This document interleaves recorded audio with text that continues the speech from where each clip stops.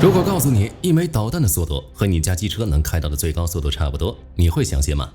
还是这枚导弹，如果告诉你它在打击的时候，除了不会停下来买个早餐，和你邻居家的阿爷一样，居然慢悠悠地走个 S 弯，你会相信吗？但就是这枚听起来很奇怪的导弹，奠定了美国精确制导的神话。在1991年1月17日的凌晨，它首次登场，便创造了发射52枚命中51枚的惊人纪录。在几个小时内瘫痪了萨达姆自称的世界第一防空密度区域。很多人觉得，在现在这个高超音速武器漫天飞的时代，这种飞了40年的飞行摩托车该进博物馆了。但它在中东的再一次登场，仅需数小时，哈梅内伊就永远离开了地球。这就是战斧。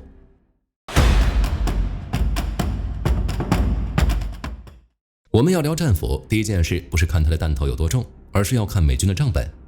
火力军之前讲过很多次非对称作战，但这个词用不到战斧身上，哪怕它价值200万美元，打击的目标有时候甚至可能是皮卡、帐篷。有人说这是美军太有钱了，毫无人性。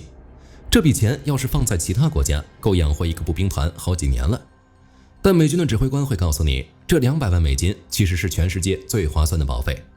我们要搞清楚一个逻辑，美军霸权的底色除了那些黑科技，还有一个最核心的东西。这里就要把某位继承了苏联不良基因的统治者鞭打一顿了。苏联的宏大叙事漠视人的价值，是他失败的必然原因，而这种必然原因依旧存在。那么作为美国2战 MVP、世界文明领导者、自由意识捍卫者，他的成功恰恰是对人生命的尊重。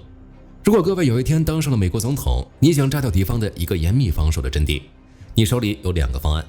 方案 A 派出一支精锐特战部队，方案 B 设2枚战斧。选方案 A 特战队确实刚猛，但你得派出一群20-30来岁的年轻人。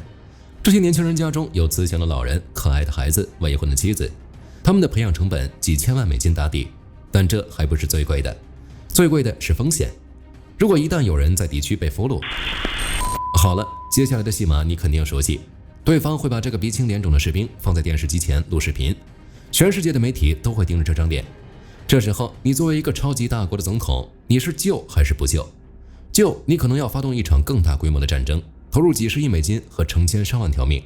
不救，你的民调会瞬间崩盘，国内的唾沫星子能把你淹死。所以，这200万美金一枚的战斧，买的根本不是那个弹头的破坏力，他买的是那些士兵的生命安全，买的是总统不需要在深夜接听那种搜救失败的电话。这就是火力军说的昂贵的仁慈。这种仁慈不是对敌人的，而是对美军自己的。美军宁愿燃烧几十公斤精密芯片、高精度陀螺仪和最顶级的航空煤油，也不愿意让任何一个美国大兵面临被俘的风险。这种做法极其傲慢，他在告诉全世界，我的技术已经富裕到了这种程度，我可以用资本的厚度直接填平战争的风险，我可以用200万美元的导弹换我士兵的一夜安眠。在美军眼里，战斧不是武器，它是消耗品。只要能不用人去冒险，美军甚至愿意把这200万美金的铁疙瘩像泼水一样撒出去。你会发现，战斧这种慢悠悠的特性，其实也算是这种算计的一部分。它飞得慢，是因为它要用这种低功耗、长时间的飞行去换取超长的航程，从而让美军的军舰可以躲在几千公里外的安全海域，喝着咖啡，点点鼠标就把活给干了。这种用资本堆砌出来的安全感，才是美军最赖皮的地方。它剥夺了你抓俘虏的机会，剥夺了你跟他玩人质互换游戏的资格。你面对的不是一群热血的士兵，而是一群冷冰冰的，甚至带点强迫症的精密零件。当然了，美军有很多可以完成替代士兵的导弹，但为什么只有战斧让人念念不忘呢？战斧导弹其实是有病的，它患有严重的强迫症，根本治不好。如果说其他型号的导弹是暴力拆迁，拿威力弥补精度，那么战斧就像一个外科医生，精度误差只有1米。很多朋友对战斧的印象还停留在炸大楼上，但实际上战斧在实战中表现出来的准度已经到了让人脊背发凉的程度。在很多次实战案例中，战斧导弹的表现是这样的：它飞过上千公里，跨过高山和沙漠，最后钻进城市。它不是要把那一块街区夷为平地，它的目标可能只是这栋3层小楼里2楼左数第2个房间。战斧的这种精度强迫症源自于他的设计师有好邻居梦想，我要敌人家夷为平地，但绝不能伤到他邻居的墙皮。这种强迫症其实也是一种极其冷酷的政治博弈。在现代战争里，舆论压力往往比防空导弹更可怕。有的敌人没有底线，专门住在贫民区，住在学校附近，他们往往在住宿附近安装大量的摄像头。一旦美军实行常规轰炸，避免不了伤害平民。如果你为了炸一个恐怖分子，把周围的贫民区给误炸了，那第二天国际法庭和人权组织就会找上门来。网上的舆论，国内的游行，国会的谴责，这一切如同浪潮一般向你这位美国总统涌来，这仗就没法打。所以战俘的精准其实是为了给指挥官提供一种外科手术级的权利。这种权利体现在我想让谁在世界上消失，我就能让他精准的消失，而且不给外界留下任何指责我的口实。战俘新型号它的误差范围已经缩小到了3米之内，注意这个很有可能是保密误差，实际误差有可能更小。这是什么概念？如果他想撞你家客厅的电视机，他绝对不会撞到你卧室的床头柜。为了达到这种强迫症级别的精度，美军给战俘装了一套极其精准的眼镜，它不仅仅是靠 GPS， 还有一套叫地形匹配和景象匹配的黑科技。简单来说，战俘在飞行的过程中，他的肚子下面有个摄像头，一直在盯着地面看。他的脑子里存着一张预设路线的高清图库，他会一边飞一边对比。左边的烟囱是坐标点 A， 右边的那个信号塔是坐标点 B。如果战俘能载人，火力军认为他绝对是一个很好的出租车司机。当他最后锁定目标时，他甚至能通过红外成像系统识别出目标建筑的特定特征，比如那个头目经常出入的那个换气伤口，或者那个特定的窗户。这种手术级的精准让战俘变成了一种超越武器的存在。他在用这种精准度向对手传递一个恐怖的信号：躲在平民中间没用，躲在地下掩体也没用，只要你被我锁定了，我甚至可以选一个不打扰你邻居午睡的时间把你切除掉。这种对规则的极致利用和对目标的精准拿捏，正是美军作为全球霸主所独有的技术红利。在很多人的印象里，导弹这玩意儿就像是射出去的箭，讲究的是开弓没有回头箭，你按下了发射键，剩下的就交给燃料了。但战俘导弹，尤其是现在的型号，给这个古老的定律增加了一个非常不讲理的功能，给战俘配置了后悔药。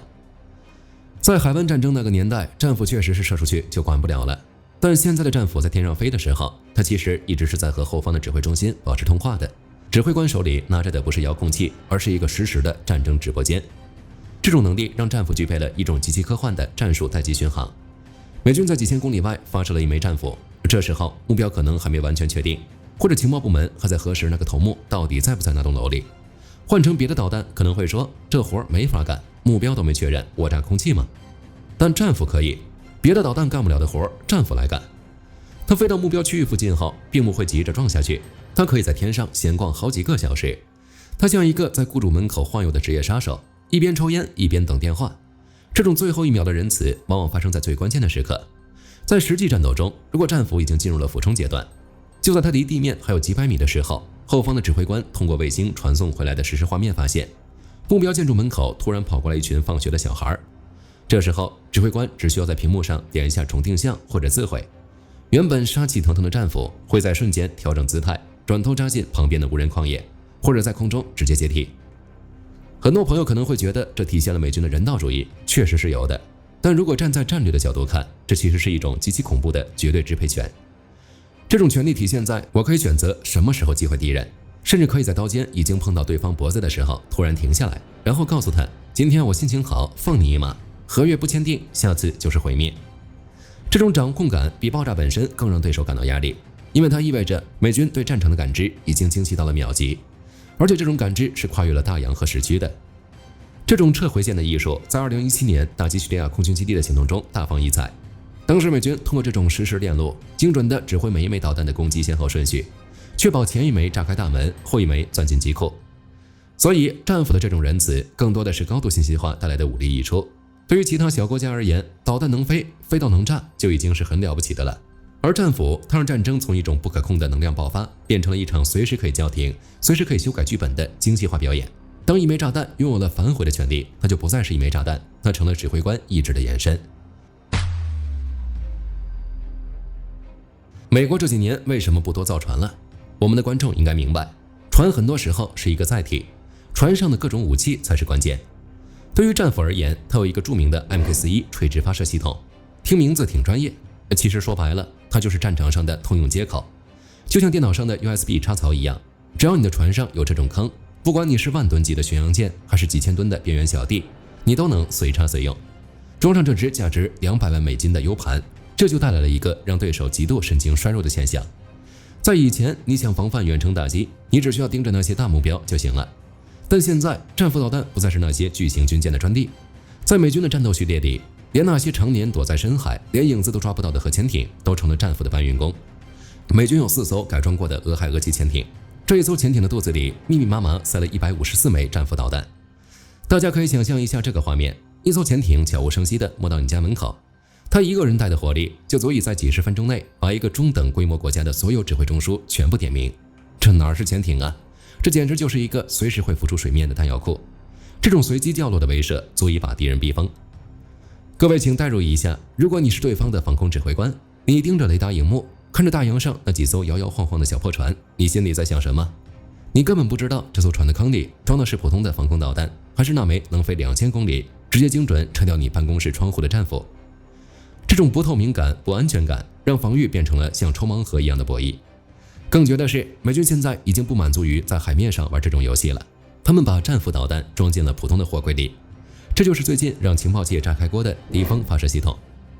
这东西长得跟路上的半挂货车一样，看起来就像是在送快递，但它背后隐藏的却是具备战略打击能力的导弹。这意味着什么？这意味着美军可以在任何一个岛屿的丛林里，或者是某个普通的停车场，随手一停，在那一刻，这片荒原就变成了能随时点火的死神阵地。这种打法让对手根本无从防范。在大海的每一个褶皱里，在森林的每一片阴影下，只要有一个坑，就可能藏着美军发出的最后通牒。你没法锁定所有的目标，因为目标太多太杂了。战斧导弹让美军的每一艘船、每一辆火车都具备了让人无法忽视的威慑力。如果用一句话总结战斧巡航导弹，它其实不是一件单纯的武器，它更像是美军手里的一份战争保险单。贵吗？确实贵，一发就要200万美元。但在五角大楼看来，只要它能替飞行员去冒险，只要它能在几千公里外把目标精准敲掉，那这笔钱就花得非常值。